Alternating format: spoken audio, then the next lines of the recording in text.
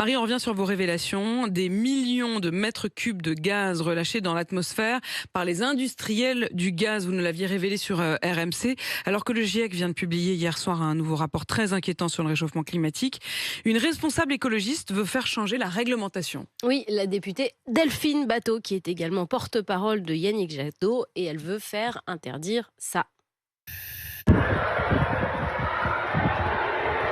Voilà, ces millions de mètres cubes de gaz balancés aux petits oiseaux lors de simples opérations de maintenance. Souvenez-vous de ce salarié de Storengy, une filiale d'Engie, qui nous racontait que ce gaz aurait pu être récupéré. Suite à notre enquête, la députée écologiste a interpellé la ministre Barbara Pompili, la ministre de l'écologie, qui a répondu vendredi sur le site de l'Assemblée nationale. Storengy, c'est 0,1% des émissions nationales. C'est juste pour donner, absolument pas pour minimiser ce dont on parle, mais c'est juste pour donner les ordres de grandeur de ce dont on parle. Mais bien sûr, nous restons vigilants. Bon, quand même, elle minimise, non?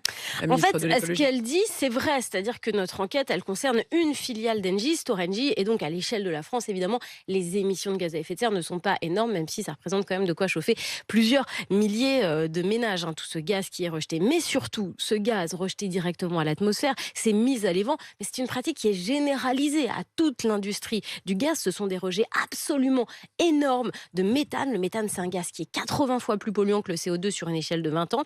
L'Agence internationale de l'énergie estime même que si on avait capté tout le méthane rejeté l'an dernier par les industries au niveau mondial, on aurait récupéré la moitié de la consommation en Europe. Donc vous voyez, c'est énorme. Pour Delphine Batho, il faut donc vraiment tout simplement interdire cette pratique.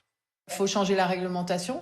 D'abord, il faut s'assurer qu'elle soit respectée. Et ensuite, il faut discuter avec les opérateurs, et donc avec Engie, avec Storengy, mais aussi avec les autres, pour que ces investissements soient faits et qu'on récupère ce gaz, qu'on le jette pas dans l'atmosphère. Ce sont quand même des fuites de méthane, qui est un gaz à effet de serre extrêmement puissant. Sur le plan technique, il existe des systèmes pour récupérer ce gaz, pour récupérer ce méthane et le réinjecter dans le réseau, et qu'il ne parte pas dans l'atmosphère. Et c'est ça qui est demandé finalement.